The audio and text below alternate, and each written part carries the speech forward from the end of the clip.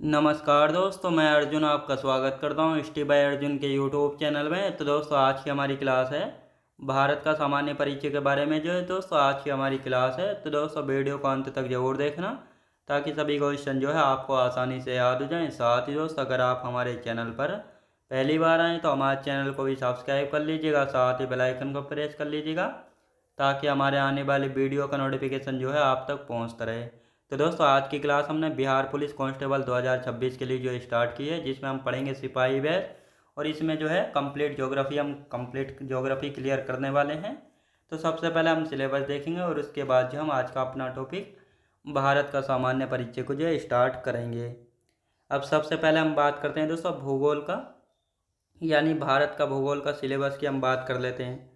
तो भारत एक सामान्य परिचय, आकार एवं भौगोलिक अवस्थिति, पड़ोसी देश कौन कौन से हैं, भारतीय राज्यों एवं केंद्र शासित प्रदेशों की राजधानियाँ, भू आकृतिक प्रदेश की यदि बात करते हैं तो इसमें उत्तरी तथा उत्तरी पूर्वी हिमालय, ट्रांस या पार हिमालय, वृहद या महान हिमालय, लघु या मध्य हिमालय, वाह्य या शिवालिक हिमालय, पूर्वांचल की पहाड़ियाँ, हिमालय के प्रमुख दर्रे, प्रायद्वीपीय पठार, पश्चिमी घाट एवं पूर्वी घाट पर्वत, भारत के द्वीप समूह, अंडमान निकोबार द्वीप समूह, लक्षद्वीप समूह और अन्य द्वीप, इन सभी को हम दूसरे चैप्टर में पढ़ने वाले हैं। फिर अफवाह तंत्र की यदि बात की जाए तो इसमें हिमालय का अफवाह तंत्र में सिंधु नदी तंत्र, गंगा नदी तंत्र, ब्रह्मपुत्र नदी तंत्र, यानी ब्रह्मपुत्र हम पढ़ेंगे और साथ ही ब्रह्मपुत्र की कौन कौन सी सहायक नदियाँ, इन सभी के बारे में पढ़ेंगे।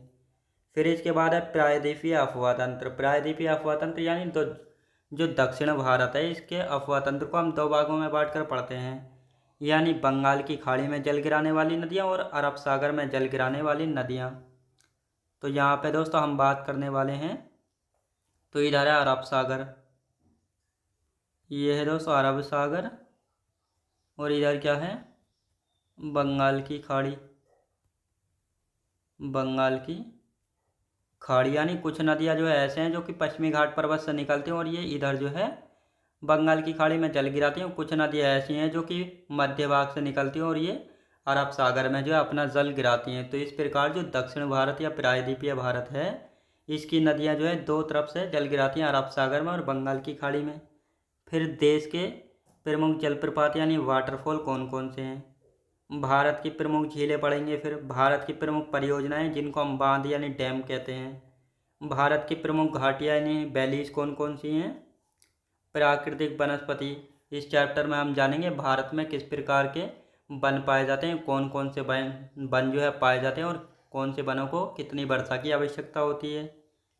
फिर मृदा यानी सोइल, भारत में कितने प्रकार की मृदा यानी मिट्टी पाई जाती है, मृदा का वर्गीकरण, जैसे जलोढ़ मिट्टा है, लाल मृदा हो गई, काली या रेगुर मृदा हो गई, लेटेराइट मृदा है, पर्वतीय मृदा है, शुष्क एवं मरुस्थलीय मृदा हो गई।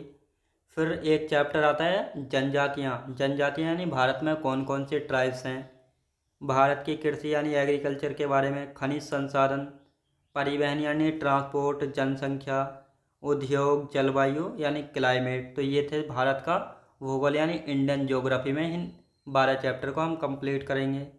उसके बाद आता है विश्व का भूगोल यानी वर्ल्ड ज्योग्राफी में हम कौन कौन से चैप्टर जो है क्लियर करने वाले हैं, जैसे ब्रह्मांड हो गया यानी यूनिवर्स, सौरमंडल, सोलर सिस्टम, अक्षांश एवं देशांतर के बारे में, पृथ्वी की गतियाँ, सूर्य ग्रहण, चंद्र ग्रहण और ज्वार भाटा ये कैसे होते हैं, साथ ही पृथ्वी की आंतरिक संरचना एवं चट्टानें, पृथ्वी की जो आंतरिक संरचना है और साथ ही चट्टानें कितने प्रकार की पाई जाती हैं और किस प्रकार बनती हैं, महासागर कितने और महासागरीय जलधाराएं, फिर वायुमंडल एवं पवनें, फिर महाद्वीप, जैसा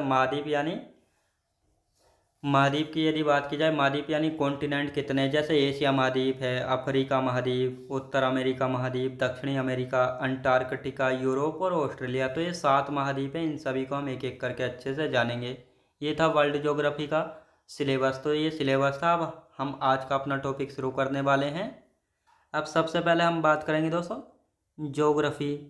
ज्योग्राफी की यदि बात की जाए, ज्योग्राफी यानी भूगोल, तो ज्योग्राफी जो है दो शब्दों से मिलकर बना है, यानी जिसमें जियो का अर्थ होता है पृथ्वी और ग्राफी का अर्थ होता है वर्णन करना, यानी वर्णन करना या अध्ययन करना। तो पृथ्वी का वर्णन करना या अध्ययन करना ही जो है क्या कहलाता है, भूगोल कहलाता है। तो ये एक लाइन की डेफिनेशन है, आपको याद रखना है। पृथ्वी का वर्णन करना या अध्ययन करना ही जो है भूगोल यानी ज्योग्राफी कहलाता है। तो ये आपको पता होना चाहिए, भूगोल क्या कहलाता है, भूगोल यानी ज्योग्राफी कहलाता है। और साथ ही ज्योग्राफी शब्द जो है किस भाषा का शब्द है, ग्रीक शब्द है। याद रखेंगे दोस्तों, कैसा शब्द है, ग्रीक शब्द है। अगर आपसे कोई पूछे ज्योग्राफी क्या है, पृथ्वी का वर्णन करना या अध्ययन करना ही भूगोल यानी ज्योग्राफी कहलाता है। अब ज्योग्राफी शब्द की हम बात करेंगे तो ज्योग्राफी शब्द यूनानियों द्वारा दिया गया था और पहली बार प्रयोग किसने किया था, इरेटोस्थनीज के द्वारा जो है पहली बार ज्योग्राफी शब्द का प्रयोग किया गया था।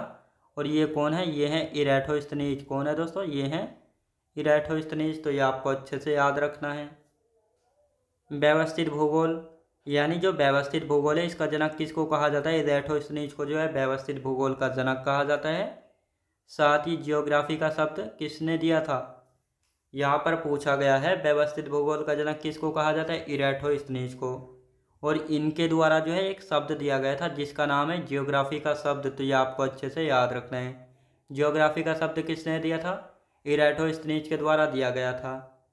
भूगोल का जनक किसको, हिकेटियस को जो है भूगोल का जनक कहा जाता है।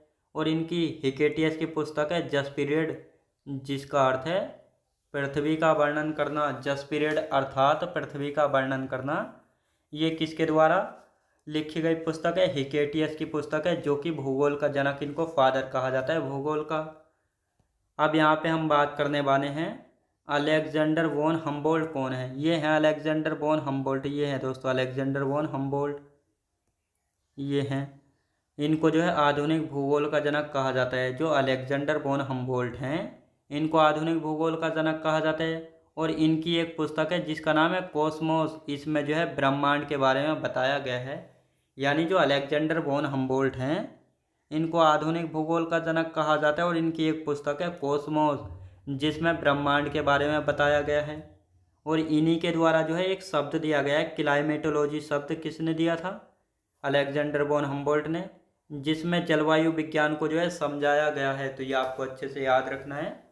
अलेक्जेंडर वॉन, इन्होंने क्लाइमेटोलॉजी शब्द दिया और साथ ही जलवायु विज्ञान को भी जो है समझाया है। तो ये आपको अच्छे से याद रखना है। तो ये कौन है, यदि हम बात करते हैं तो ये है अलेक्जेंडर वॉन हम्बोल्ट। तो ये आपको अच्छे से याद रखना है। अब यहाँ पे हम बात करते हैं किसके बारे में, मार्टिन बेहम। मार्टिन बेहम की यदि बात की जाए तो ये मार्टिन बेहम कौन थे, दुनिया में सबसे पहला ग्लोब इन्हीं के द्वारा बनाया गया था। ये है दोस्तों ग्लोब। ये ग्लोब जो है सबसे पहले किसने बनाया था, ये मार्टिन बेहम ने बनाया था। और बनाने वाले व्यक्ति कौन है, मार्टिन बेहम, जिन्होंने 1492 में बनाया था।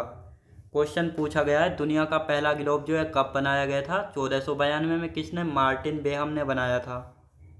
और ये ग्लोब जो है किसके, निकोलस कोपरनिकस के सिद्धांत से प्रभावित होकर बनाया था।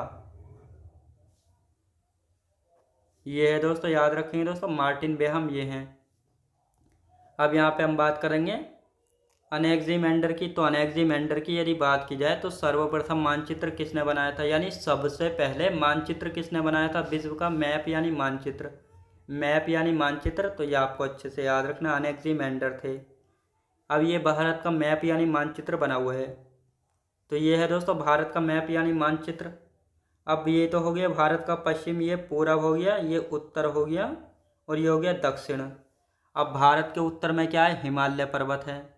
भारत के पश्चिम में क्या, अरब सागर है। भारत के पूरब में बंगाल की खाड़ी, भारत के दक्षिण में हिंद महासागर।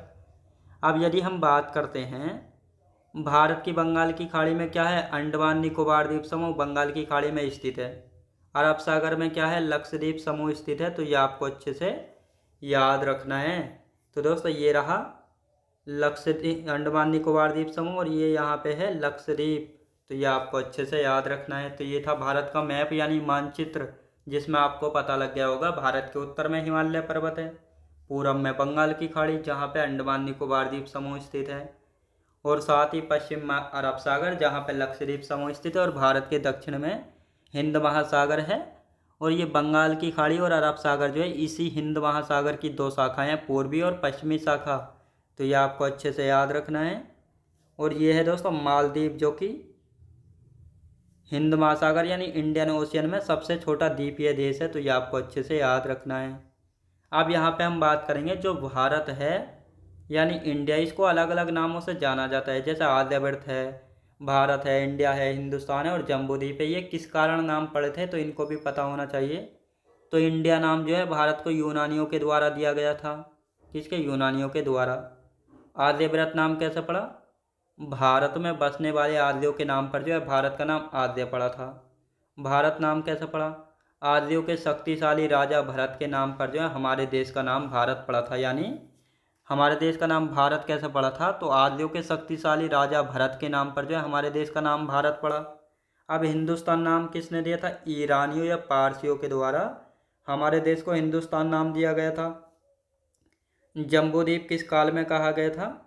तो बौद्ध काल में जो है भारत को जम्बूद्वीप कहा जाता था। ये जानकारी हमें पुराणों से पता लगती है कि भारत को जो है बौद्ध काल में जम्बूद्वीप जो है कहा जाता था। तो ये है भारत का मैप, तो ये आपको अच्छे से दिख रहा होगा। तो दोस्तों ये थी आज की हमारी क्लास, जिसमें सारे पॉइंट आपको अच्छे से समझ आए होंगे। सारा सिलेबस आपको पता लग गया होगा, कौन कौन सा हम सिलेबस कंप्लीट करने वाले हैं, भारत का सिलेबस और साथ ही वर्ल्ड ज्योग्राफी। और जो आज का हमारा टॉपिक था जिसमें हमने अच्छे से सारे पॉइंट पढ़े हैं, तो मैं उम्मीद करता हूँ आपको वीडियो क्वालिटी, कंटेंट वगैरह सभी कुछ आपको पसंद आए होंगे। पसंद आया तो लाइक से और सब्सक्राइब करना बिल्कुल भी ना भूलें। साथ ही दोस्त अगर आप हमारे चैनल पर पहली बार आएँ तो हमारे चैनल को भी जो है सब्सक्राइब कर लीजिएगा, साथ ही बेल आइकन को प्रेस कर लीजिएगा ताकि हमारे आने वाले वीडियो का नोटिफिकेशन आप तक पहुँचता रहे।